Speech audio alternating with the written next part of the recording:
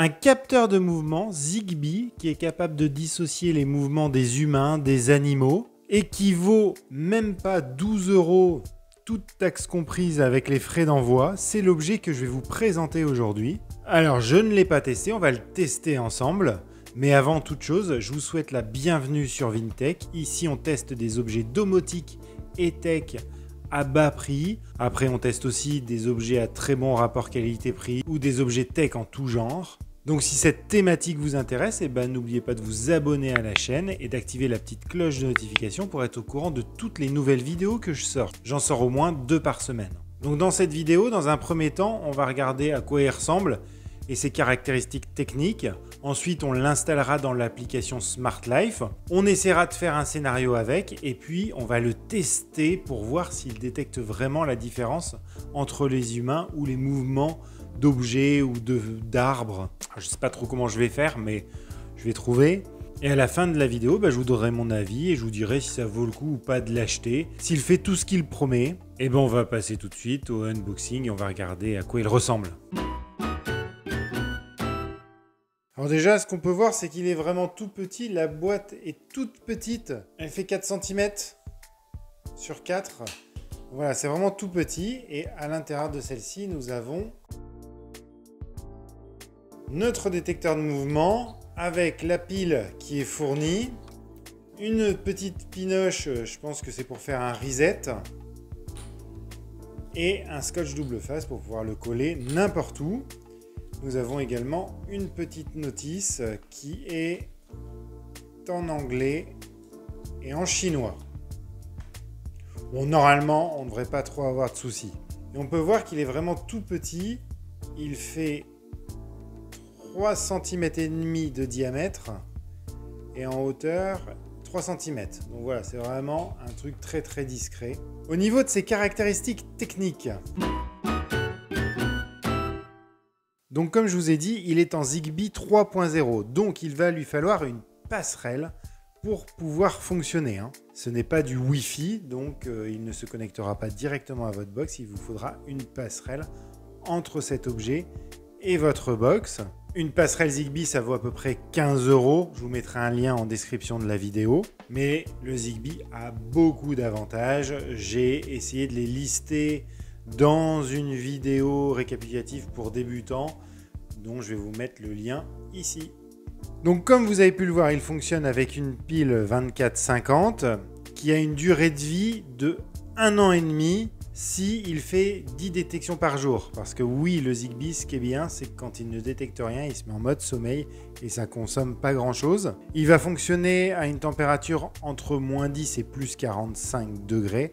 Attention, il n'est pas étanche, Vous ne pouvez pas le mettre dehors à la pluie. Et il a un angle de détection de 120 degrés à 5 mètres. Alors 5 mètres, c'est déjà un point un peu négatif parce que 5 mètres, c'est pas énorme. Et donc, comme je vous l'ai dit, il est capable de distinguer des humains des animaux. Alors, on va voir ça dans le fonctionnement. Bon, voilà, c'est pas un objet de ouf au niveau technologique. Mais ce que je vous propose, c'est de l'installer dans l'application Smart Life pour voir comment il se comporte. Donc, je vais dans ma passerelle Zigbee. Je vais dans Ajouter un sous-appareil. La LED clignote déjà. Et mon téléphone va rechercher les appareils qui essayent de se connecter à la passerelle. Voilà, il le détecte ici. Donc, je fais terminer. Et je vais lui donner un nom. Capteur Move. Et je sauvegarde. Je peux l'inclure dans une pièce que j'ai déjà créée dans l'application Smart Life. Je fais terminer. Bon, si vous avez des objets domotiques, tout ça, vous apprenez rien. Et donc, on le retrouve ici. Donc, si on clique dessus, on va arriver directement à l'intérieur.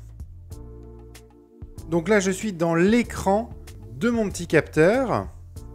Donc là, il me dit qu'il détecte un intrus. Effectivement, je suis devant. Donc, quelles sont les fonctionnalités de ce petit capteur? Donc, si on va dans le petit crayon en haut, on a les informations de l'appareil. On voit qu'il est compatible avec l'assistant vocal d'Amazon, mais a priori, pas avec celui de Google.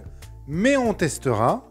Ici, on a les scénarios d'automatisation dans lesquels ce petit capteur est. On peut avoir une petite notification hors ligne. et la mise à jour du micro-logiciel. Bon, rien de vraiment extraordinaire, hein. Et ici, en bas, on a ici un petit journal de tous les événements. Et ici, on a une petite option Keep Time. Bon, je suis inquiet parce que j'ai pas vu d'option pour choisir si on voulait ne prendre que les humains ou que les animaux. Bon, du coup, j'y crois pas trop à cette option-là. Voilà, c'est tout ce qu'on a. Ici, on a le niveau de batterie. Donc, ce qui nous intéresse également, c'est de voir ce qu'on peut faire dans les scénarios. Voilà, j'ai sorti ma petite ampoule LED de chez Lidl, une petite ampoule connectée. J'ai fait une vidéo là-dessus, je vous mettrai le lien également en haut de cette vidéo. Et on va voir si on peut faire que dès qu'il détecte un mouvement sur mon capteur, ça m'allume ma lumière pendant 2 minutes. Donc là, on va créer un scénario. Donc on va dans Scénario en bas. On va sur le petit plus en haut.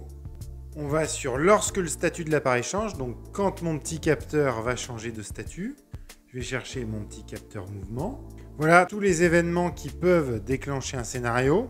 Donc l'état du pire, le niveau de la batterie, alarme rectifiée, je ne sais pas exactement ce que c'est. Et le keep time. Donc état du pire. Donc là, on a... Oh putain, c'est toujours mal traduit, c'est chiant.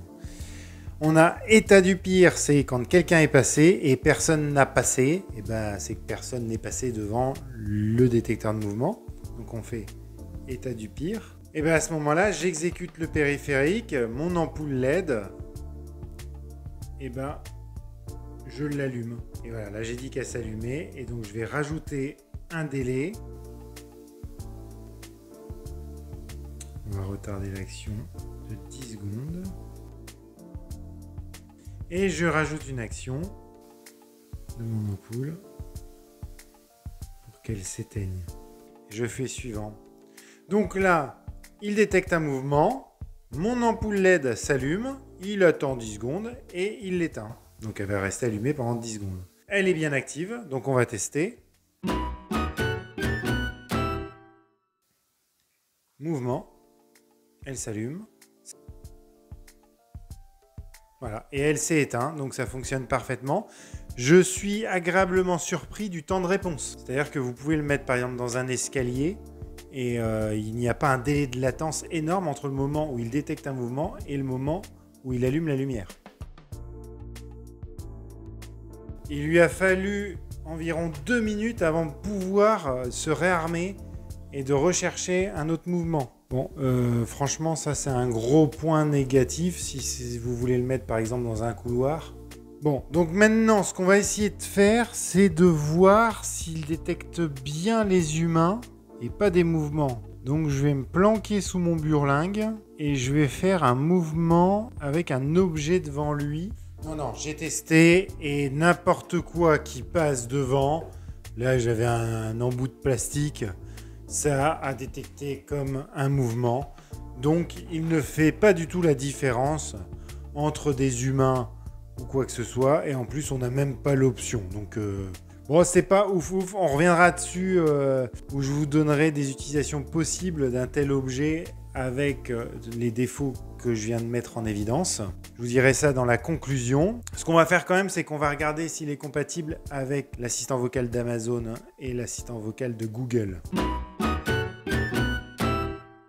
Dans l'assistant vocal d'Amazon, est-ce qu'on le retrouve? Capteur Move, il est bien là. Et voilà, là il a détecté un mouvement, donc ça marche plutôt bien. On peut créer des routines directement. Et est-ce qu'à la voix, je peux lui demander? Voilà, donc à la voix, vous ne pourrez rien lui demander, même pour savoir son statut, il n'y a rien qui fonctionne. On va regarder si dans l'assistant de Google, il est reconnu.